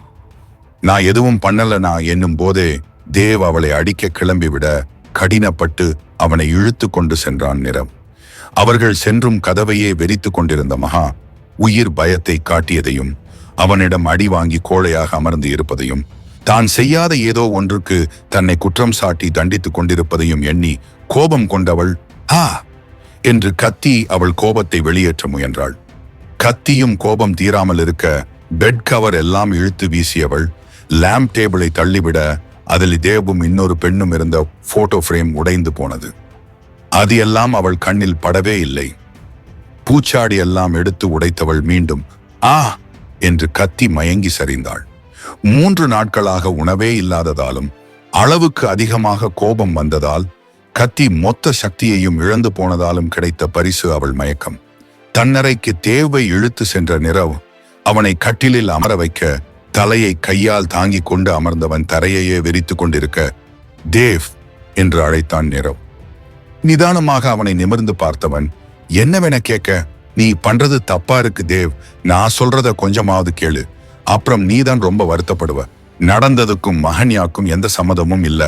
யாரோ நம்மள அவ பக்கம் திசை திருப்புன மாதிரியே எனக்கு ஃபீல் ஆகுது. நாம எதுக்கும் நல்லா விசாரிக்கலாம் என அவன் சொல்லவும் எதுவும் பேசாமல் மீண்டும் தரையையே அவன் வெறிக்கத் தொடங்க அவனை யோசிக்க விட்டு நிரவும் அமைதியாக வெளியேறிவிட்டான். சிறிது நேரம் நிரவ் கூறியது எல்லாம் யோசித்துக் கொண்டிருந்தவன் என்ன முடிவு எடுப்பது என்று புரியாமல் எழுந்து அவன் அறை நோக்கி சென்றான். அறை கதவை திறந்தவன் மொத்த அறையும் களைந்து போய் கீழே விழுந்து இருந்த மகன்யாவை கண்டு புருவம் இடுங்கியவன் மெதுவாக அவளை நோக்கி செல்ல அவள் அருகே சில்லு சில்லாக நொறுங்கி போய் கிடந்தது. அவனும் அவனுடன் இருந்த அந்த பெண்ணின் புகைப்படம். அதை கண்டதும் மனம் உடைந்து போனவன் கீழே அமர்ந்து அதை கையில் எடுத்து அதையே கண்ணீருடன் பார்த்து கொண்டிருந்தான். தான் பொத்தி பொத்தி வைத்திருந்த இந்த போட்டோவை இப்படி உடைத்து இருக்கிறாளே என்று எண்ணியவனுக்கு மகன்யாவின் மீது இருந்த கோபம் கரையை கடந்துவிட இவ்வளவு நேரமாய் அவன் அவளின் புறம் யோசித்துக் கொண்டிருந்ததற்கு பலனின்றி போனது. சாரா என்று முணுமுணுத்தவன் போட்டோவை நெஞ்சில் வைத்துக் கொண்டு கண்ணீர் வடித்தான். மனம் முழுதும் பாரம் சூழ்ந்து மூச்சடைப்பது போல் அவனுக்கு இருக்கவும் மயங்கியிருந்த மகன்யாவை சிறிதும் கண்டுகொள்ளாமல் வெளியேறிவிட்டான். தேவ் கண்ணீர் மல்க எங்கோ சென்றிருந்த நிரவ் வீட்டிற்குள் நுழைந்து அவன் அறைக்கு செல்ல அங்கு தேவ் இல்லாததை கண்டு அவன் அறைக்கு விரைந்து சென்றான். எந்த பதிலும் இல்லாமல் போகவும் மெதுவாய் திறக்க ரூமே தலைக்கீழாய் இருந்தது. அதை கண்டு அதிர்ந்தவன் மயங்கி இருந்த மகன்யாவை பார்த்ததும் தேவ்தான் ஏதோ செய்து விட்டான் என்று அஞ்சி வேகமாக அவளிடம் சென்றான். மகா மகா ஹேய் மகா, என்னமா ஆச்சி மகா? அவள் கன்னம் தட்டி கத்தி பார்த்தவன் தண்ணீர் அறையில் இருக்கிறதா என்று சுற்றி பார்க்க அதையும் சேர்த்து உடைத்து வைத்திருந்தாள் நம் நாயகி. Cards cards! தொண்டை கீழே அவன் கத்தவும் அடித்து பிடித்து ஓடி வந்தான் ஒருவன். Bring some water quick quick என்றதும் அவன் சற்று தயங்கி நிற்க அதில் முறைத்த நிரவ் தண்ணி கூட அவன் கொடுக்க கூடாதுன்னு சொல்லியிருக்கானா? இல்லைன்னு கோ அண்ட் பிரிங் கோ. கோபத்தில் அவன் கத்தவும் வேகமாக அவன் ஓடி தண்ணீரை கொண்டு வந்து நீட்ட அதை வாங்கி மகன்யாவின் முகத்தில் லேசாக தெளித்தான் நிரவ். கண்களை சற்று சுருக்கியவள் சில வினாடியில் கண் திறக்க, மகா மகா என்னாச்சு? தேவ் தேவ் உன்னை அடிச்சிட்டானா? மகா அண்ணா பசிக்குது என்றிட உயிர் போகும் அளவிற்கு துடித்து போனான் அவள் கூறிய வார்த்தையில். என்னம்மா என்ன சொன்ன? தனக்கு தான் தவறாக கேட்டு விட்டதோ என்ற எண்ணத்தில் அவன் கேட்க எழுந்து அமர்ந்தவள், நான் சாப்பிட்டு 2 இல்ல 3 நாள் ஆகுதுண்ணா. கடைசியா எப்ப சாப்பிட்டேன்னு கூட எனக்கு ஞாபகம் இல்லை. ரொம்பவே பசிக்குதுண்ணா. தலையை பிடித்து கொண்டு அவள் சொல்ல நிரவிற்கு கண்கள் கலங்கி போனது.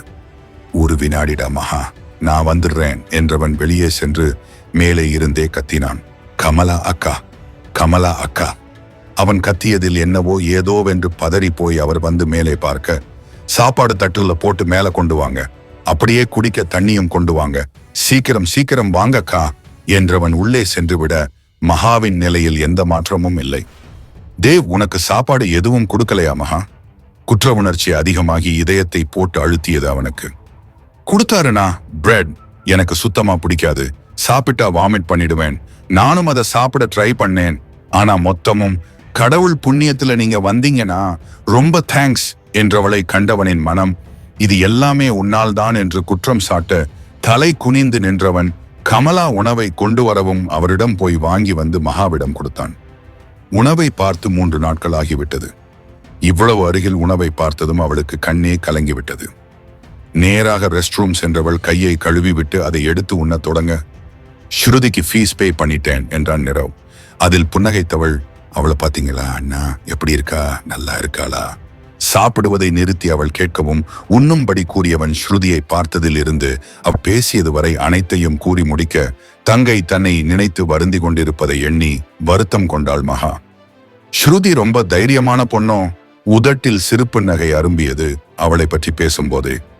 இல்ல நிரவண்ணா, அவ கொஞ்சம் பயந்த சுபாவம்தான். எனக்கே ஷாக்கா இருக்கு அவ உங்ககிட்ட பேசினதை கேட்டு. என் தங்கச்சியா இது? எனக்கு இப்பவே அவளை பார்க்கணும்னு இருக்கு. எங்க அப்பா அம்மா எல்லாம் என்ன பண்றாங்க? நல்லா இருக்காங்களா? ஒழுங்கா சாப்பிடுறாங்களான்னு கூட தெரியல. அப்பா கிட்ட லாஸ்டா பேசக்கூட இல்லைன்னா. அப்போ மயக்கத்துல இருந்தாரு, அதான் பேச முடியல, அப்படியே வந்துட்டேன். ஆனா என் வாழ்க்கை இப்படி ஒரு திசையில போகும்னு நான் நினைக்கவே இல்லை என்றதும் மீண்டும் அவனுக்கு மனம் வலிக்க தொடங்க, சரி மகா, எல்லாம் என்னால தானே என்றான் அவளை நிமிர்ந்தும் பார்க்காமல். ஐயோ அண்ணா, இதுல உங்க மேல எந்த தப்பும் இல்ல, நடக்கும்னு இருந்தது நடந்தது, அவ்வளோதான், நீங்க எதுவும் ஃபீல் பண்ணாதீங்க, ரொம்ப தேங்க்ஸ் சாப்பாடு கொடுத்ததுக்கு, அதுவும் சாம்பார் வேற லெவல். சப்பு கொட்டி அவள் சொல்லவும் லேசாக புன்னகைத்தவன் சாப்பிடு என்றிட அவளும் ஒரு வாய் எடுத்து வாயில் வைத்தாள். அடுத்த நொடி அந்த தட்டு பறந்து சுவற்றில் அடித்திருக்க அதிர்ந்து போய் பார்த்தனர் மகாவும் நிறவும். எதிரில் ருத்ரமூர்த்தியாய் நின்றிருந்த தேவை கண்டு